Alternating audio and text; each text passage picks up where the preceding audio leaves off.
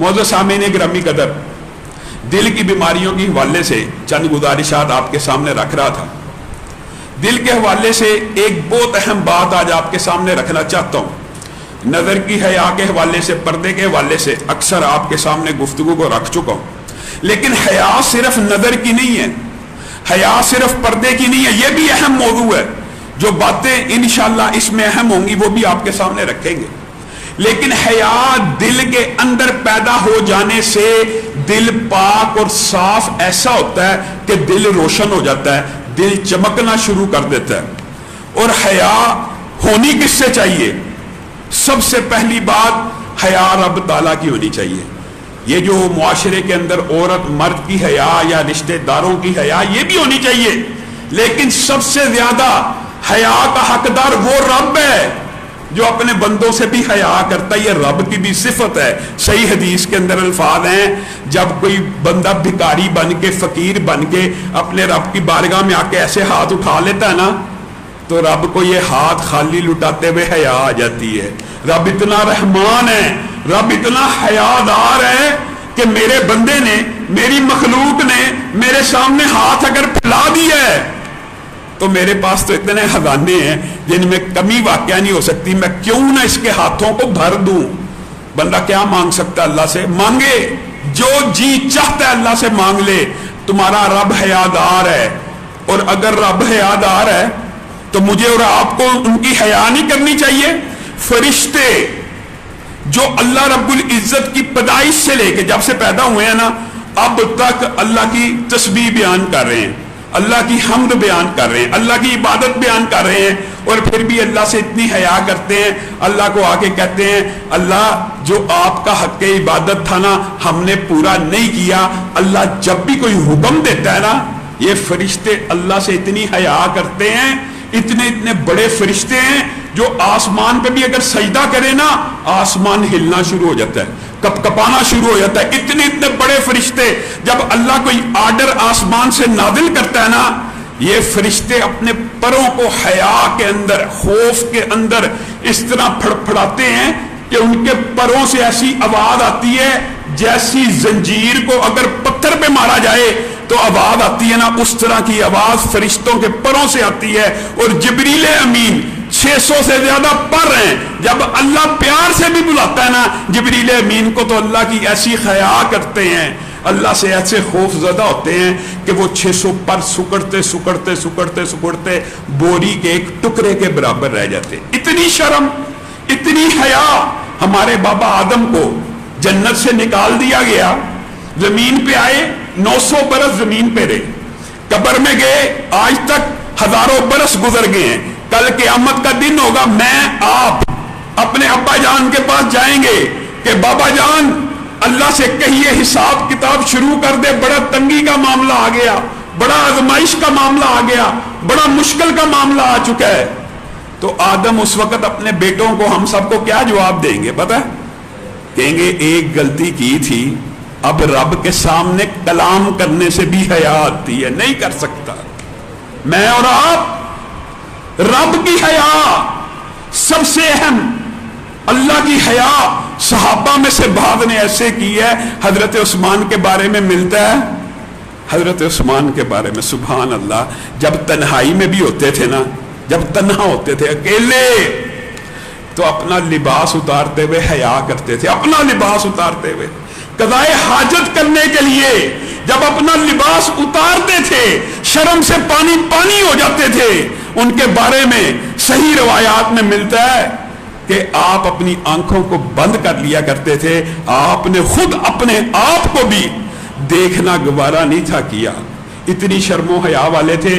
रसूलुल्लाह ने कहा था, इनके बारे में कहा था, अल्लाह की कसम हदीस ज़हन में आ गई, अबू बकर आए, रसूलुल्लाह सल्लल्लाहु अलैहि वसल्लम के कपड़े यहां तक थे, आधी पिंडली से ऊपर। मुसलमानों का मामूल है, रहने चाहिए, ये कल्चर भी हमने छोड़ दिया। रसूलुल्लाह सल्लल्लाहु अलैहि वसल्लम की आधी पिंडली से ऊपर कपड़े थे। अबू बकर आए, रसूलुल्लाह बैठे हुए हंस रहे हैं, बातें कर रहे हैं, मुस्कुरा रहे हैं। उमर आए, बैठे हैं उसी तरह। दस्तक हुई, कौन आया? उस्मान आया। रसूलुल्लाह सल्लल्लाहु अलैहि वसल्लम ने ऐसे ऐसे कपड़े सीधे करना शुरू कर दिए, कपड़े सीधे करना शुरू कर दिए। है दमाद। अबू बकर उमर हैरान रह गए اللہ کے رسول آپ نے یہ عجیب معاملہ کیا، میں آیا، عمر آئے، صحابہ آئے، آپ نے یہ حرکت نہیں کی، عثمان آئے، آپ فوری طور پہ کپڑوں کو سیدھا کر رہے ہیں، کپڑوں کو نیچے کر رہے ہیں، اپنے کپڑوں کو درست کر رہے ہیں، کیا معاملہ ہے؟ نبی کریم صلی اللہ علیہ وسلم نے حضرت عثمان کی یہ صفت اس وقت بیان کی تھی، میں کیوں نہ اس عثمان سے حیا کروں جس سے رب کے فرشتے بھی حیا کرتے ہیں۔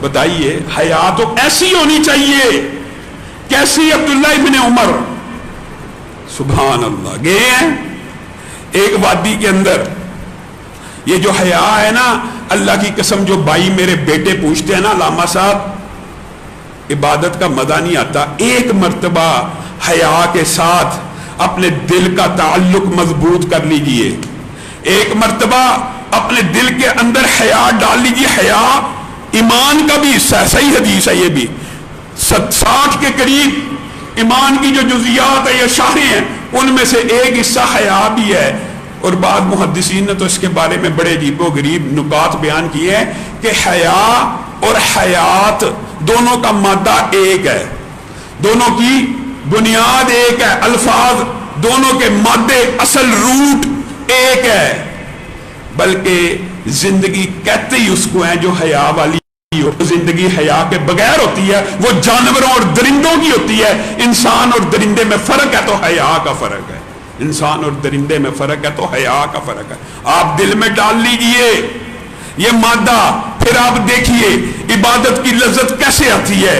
کبھی غلطی سے آنکھ اٹھ جائے ٹی وی کی طرف، فیس بک کے اندر کسی چیز، کسی غیر محرم کی طرف، اس رب کی حیا کرتے ہوئے آنکھوں کے اوپر انگلیوں کو رکھ لیں، اس رب کی حیا کرتے ہوئے بند کر دیں، اللہ کی قسم پھر 2 نفل پڑھ کے دیکھیں، آپ کو نہ عبادت کا لطف آئے، پھر آپ کہنا عبادت کے اندر لطف پیدا ہو جاتا ہے حیا کے ساتھ۔ ایسی حیا ہونی چاہیے کہ تنہائی کے اندر بھی اللہ کی حیا ہونی چاہیے۔ عبداللہ ابن عمر چرواہے کے پاس گئے ہیں، کہا یہ بکری دے دے۔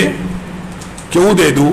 تیرا مالک یہاں پہ موجود نہیں، تو چرواہا ہے، ریوڑ کا سربراہ ہے، اس کو کہہ دیں کہ بکری کو بھیڑیے نے کھا لیا، کئی دفعہ کھاتی ہوگی، تو کہتا ہوگا۔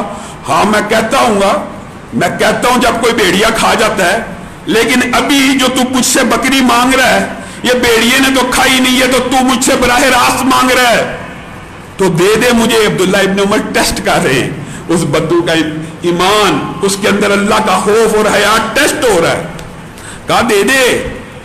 تو اس چرواہے نے جو آگے سے الفاظ کہے نا، عبداللہ ابن عمر کی آنکھیں آنسوؤں سے بھیگ گئی، کہا اگر یہ بکری تجھے دے دوں ثم این اللہ، تو پھر مجھے یہ بتا دے کہ اللہ کہاں ہے۔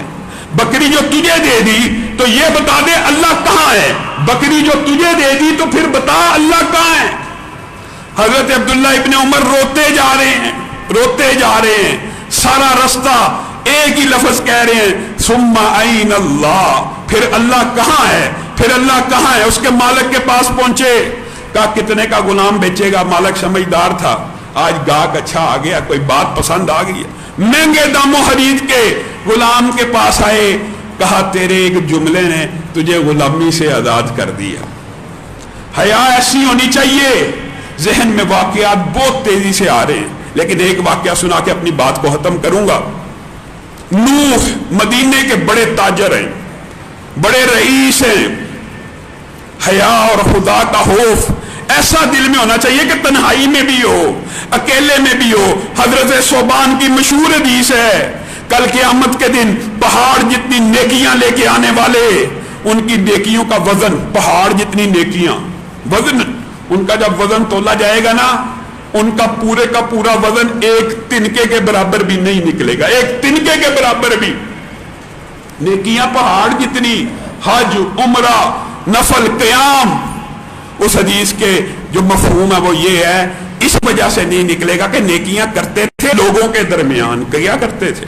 لوگوں کے سامنے نمازی بھی تھے، لوگوں کے سامنے عبادت گزار بھی تھے، لیکن جب تنہا ہوتے تھے تو جس رب سے حیا کرنی ہے حیا نہیں تھے کیا کرتے، اس وقت اللہ کی حدوں کو توڑ دیتے تھے۔ تنہا ہوتے تھے، ویڈیو بھی دیکھ لی، گانے بھی سن لیے، ڈرامے بھی سن لیے، سوشل میڈیا کے اوپر چیٹ بھی کر لی۔ اصل حیا وہ ہے جو تنہائی کی ہو۔ یہ نوح نے ایک مالی مبارک رکھا ہے، ایک عرصے کے بعد واپس آئے اور مبارک کو کہا ہے مبارک ذرا باغ میں سے نہ کوئی خوبصورت میٹھا پھل لے کے آ. مبارک آئے, پھل لے کے ترش کڑوا. پھر کہا کہ شاید غلطی لگ گئی. پھر کہا 4-5 مرتبہ ایسا ہوا. کہا مبارک تو کیسا مالی ہے, تجھے اس لیے باغ میں رکھا ہے, تجھے میٹھے کڑوے کی پہچان نہیں ہے؟